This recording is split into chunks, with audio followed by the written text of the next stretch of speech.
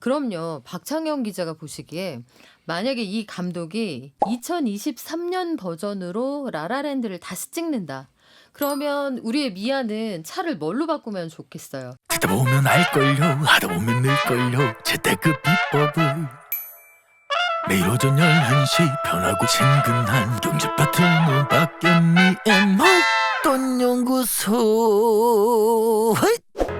입장료는 없고요. 딱 팝콘만 준비하시면 목돈연구소에서만 경제의 눈으로 개봉하는 영화연구소가 활짝 열립니다.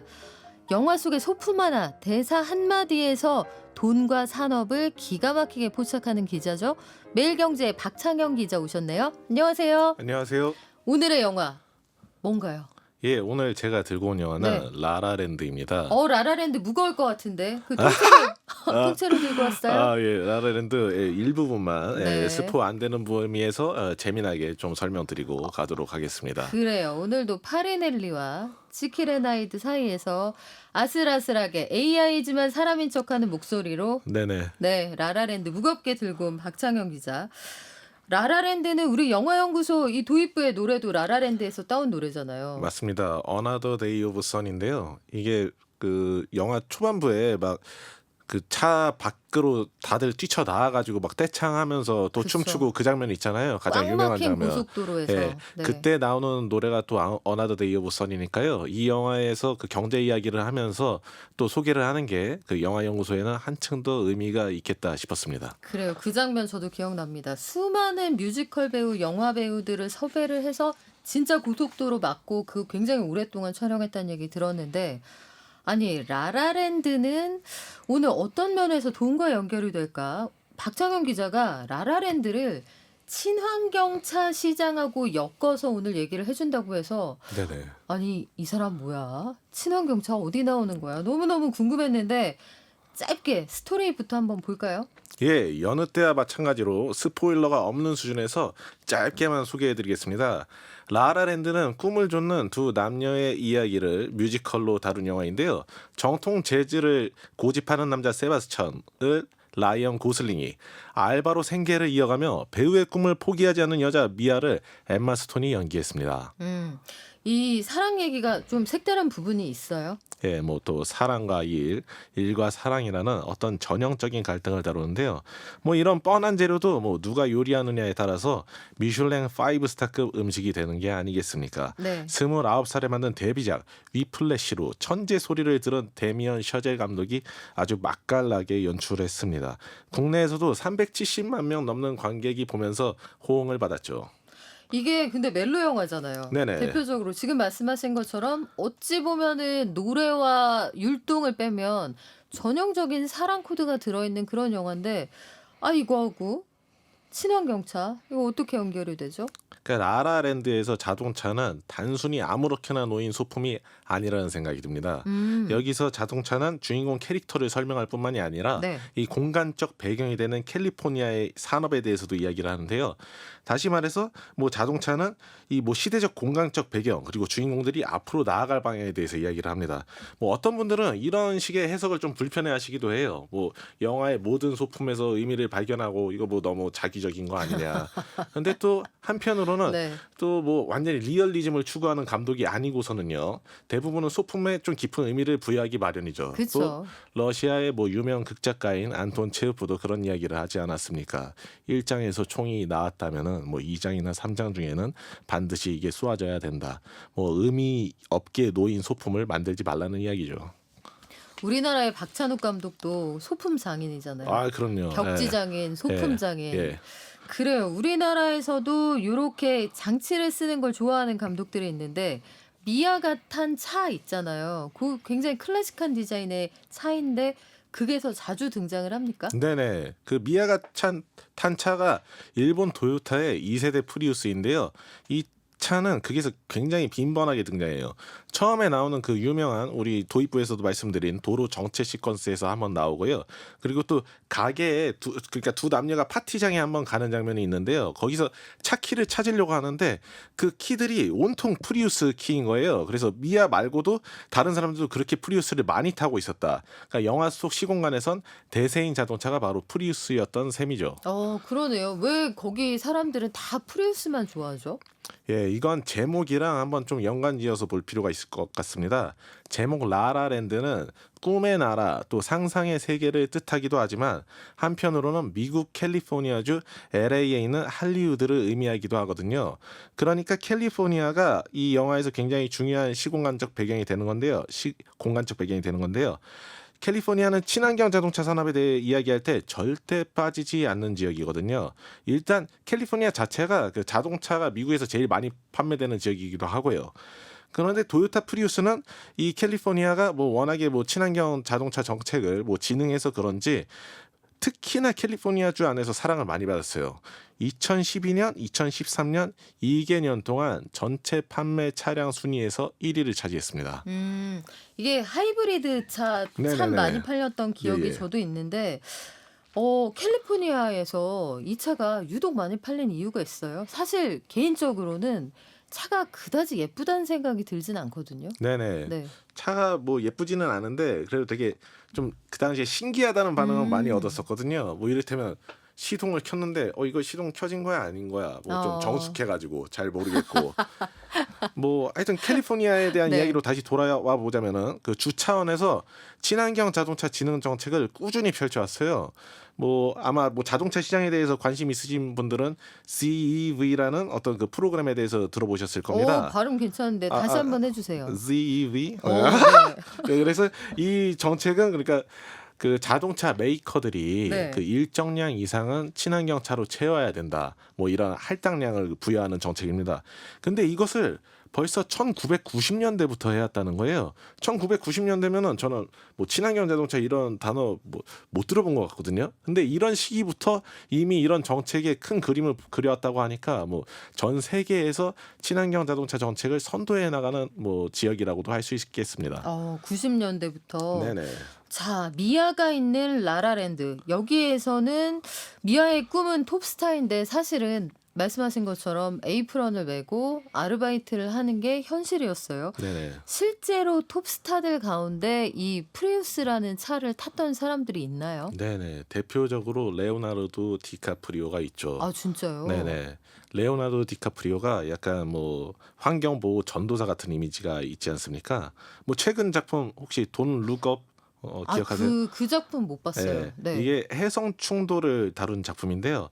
실질적으로 보면 해성 충돌을 통해서 기후 위기를 뭐 어떤 은유하고 좀 묘사한 작품이거든요. 이 정도로 그 디카프리오는 뭐 작품적으로나 생활적으로나 이렇게 친환경 메시지를 계속 그 내보내는 것을 중요시하는 배우입니다. 근데 이 배우가 2003년부터 한 10년 동안 프리우스를 타고 다니는 모습이 자주 포착됐죠. 무려 10년 동안. 네네네. 앰버서더예요? 그러니까요. 네. 이게 뭐 그래서 사람들이 그걸 보면서 야 디카프리오가 타다니 이게 좀 효과가 있는 거예요. 어떤 거냐면은 사실 프리우스가 처음에 인기를 끊었던 거는 이게 좀 고연비 자동차인 게 가성비. 컸거든요. 그렇죠. 네. 근데 디카프리오 같이 이제 멋있는 사람이 타주니까 이게 단순히 짠테크용 자동차가 아니라 힙한 소비다. 뭐 이런 측면이 좀 생기는 거예요. 뭐 디카프리오 말고도 뭐 카메론 디아즈, 뭐 엠마 왓슨 등의 뭐 다양한 할리우드 스타가 타고 다녔습니다. 그렇군요. 이 차가 제가 미국에 있을 때도 프리우스가 기름 냄새만 맡아도 간다. 아, 이런 얘기가 있기는 네. 했는데 실제로 셀럽들이 많이 탔군요. 네. 그러면 환경을 보호하는 사람이라는 메시지를 본인이 가지고 싶어서 탄 측면도 있었을 테고 네네. 이 프리우스를 통해서 그럼 우리 주인공 미아는 어떤 이미지를 차용하고 싶었던 걸까요? 네, 뭐 남녀 주인공의 좀 차이를 보자면은요, 모두 그 두 사람 다 꿈을 줬는데 네. 여자 주인공이 조금 더 현실적인 사람으로 나오는 부분이 있거든요.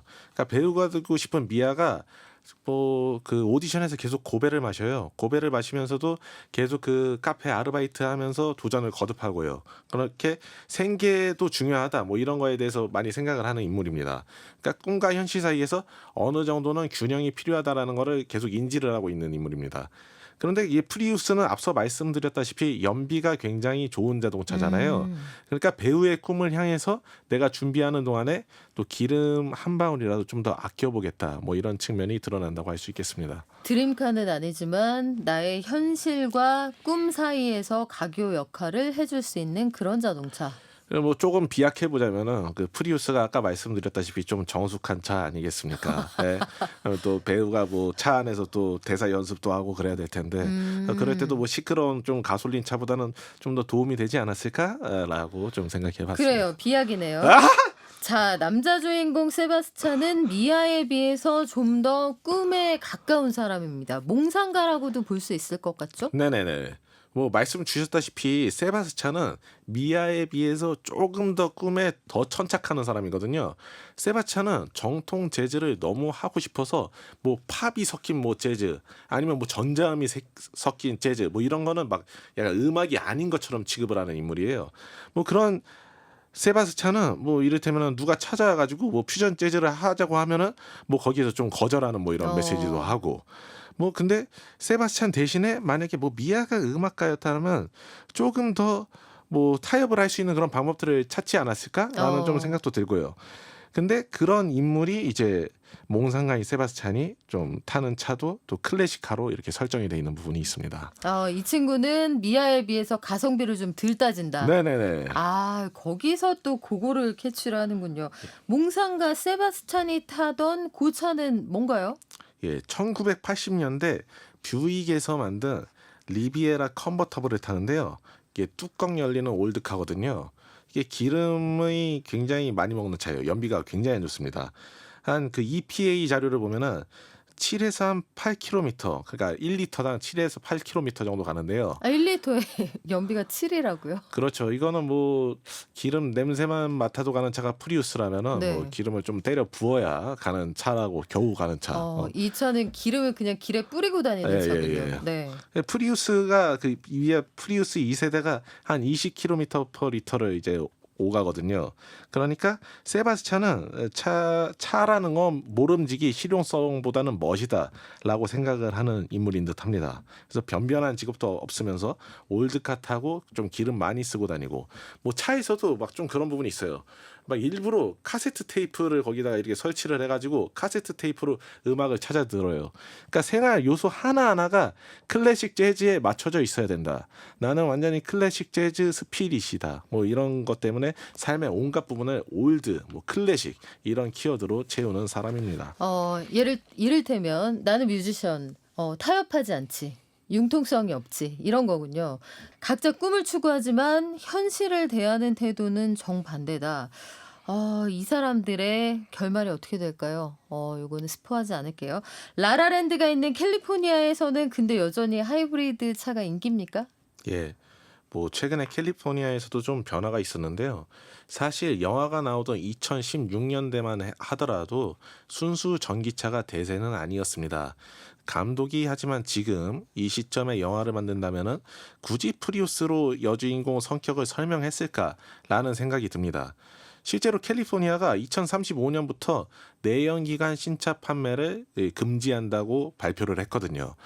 그러면은 여기에서 어디까지 친환경 차로 인정할 거냐? 일부 플러그인 하이브리드 차는 이제 인정을 한대요. 그러니까 기름도 쓰고 전기도 쓰고 이런 차는 인정을 하고. 네. 그러니까 미아가 타던 2세대 프리우스는 그냥 단순 하이브리드 차라서 이제 친환경 차에서 배제가 되는 거고요. 하지만 도요타에서도 프리우스 프라임이라는 차가 있거든요. 이거 플러그인 하이브리드인데 여기까지는 뭐 같이 포함을 해주겠다는 겁니다. 또 이제 뭐 캘리포니아가 워낙 그 친환경차 뭐 추진 동네 중에 뭐 형님 같은 좀 이미지가 있다 보니까요. 뭐 이런 정책을 하니까 뭐 뉴욕 등 다른 지역에서도 좀 추종하는 분위기가 보이더라고요. 또 최근에 또 캘리포니아 좀 변화를 보자면요. 네. 그 신차 판매량에서 전기차가 하이브리드 차를 처음으로 추월했거든요. 작년에 전기차가 토탈 28만 대 팔리는 동안 하이브리드 차는 23만 대밖에 안 팔렸다고 합니다. 아마 미국 정부가 가지고 있는 정책의 방향도 영향을 미칠 테고 네네. 그리고 이제 하이브리드라는 단어 자체가 좀 사그라드는 것 같죠. 네네. 전기차가 시장에서 대세를 이루고 있는 것 같습니다. 그럼요. 박창영 기자가 보시기에 만약에 이 감독이 2023년 버전으로 라라랜드를 다시 찍는다. 그러면 우리의 미아는 차를 뭘로 바꾸면 좋겠어요? 신차를. 예, 뭐 저의 개인적인 그 추측으로는 네. 아마 개취를 네. 잔뜩 반영을 네. 해주세요. 네. 모델 3를 뭐 타고 다니지 않을까. 아 모델 3 테슬라. 예. 왜요? 근데 이게 뭐 단순히 뭐 모델 3가 좀 그런 뭐 전기차 중에서 좀 가성비 좀 느낌도 있고 뭐 이뿐만이 아니라 실제로 그 요즘 수치를 보면은요. 2022년 캘리포니아 신차 판매량 랭킹에서 테슬라 모델 Y와 모델 3가 1, 2위를 차지했습니다. 캘리포니아에서 테슬라가 연간 차량 판매량 1위를 차지한 게 처음이라고 하거든요. 근데 또 이제 모델 Y, 그러니까 1위를 차지한 모델 Y는 모델 Y 아시죠? 이 날개 이렇게 열리는 이 차. 네. 모델 Y는 너무 비싸니까 또 미아가 타기에는 조금 현실성이 떨어지는 것 같고요. 근데 모델 3의 경우에는 최근 미국 내 신차 평균 가격보다 조금 낮은 가격에 판매되고 있습니다. 뭐 로이터 등 외신에 따르면 모델 3 후륜 구동 모델의 미국 내 가격이 각종 세제 혜택을 포함해서 35,550달러 수준이라고 합니다. 이건 미국 신차들의 평균 가격이 49,388달러보다 낮은 가격이죠.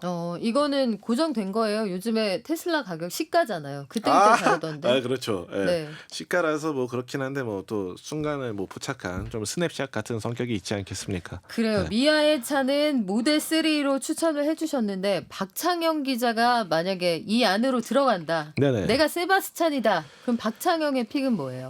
그러면은 저는 뭐 또 아이오닉을 타면서 네. 좀 그래도 애국을 좀 해야 되지 않을까. 아니 여기 극중 세바스찬은 굉장히 비현실적인 인물 아니에요? 약간 애국가의 좀 이미지를 좀 어. 더해 봐가지고 그래요. 좀 라라랜드 2에서는 역할을 바꾸는 걸로 네네. 미아가 약간 플렉스하고 남자 주인공 박창영은 네네. 현실과 타협하는 걸로. 예. 알겠습니다. 자, 지금까지 미국 캘리포니아의 자동차 정책까지 들었다 놨다 했던 영화 라라랜드와 친환경차가 또 이렇게 엮이네요. 자, 박창영 기자를 통해서 본 영화연구소 오늘은 여기까지입니다. 고맙습니다. 감사합니다.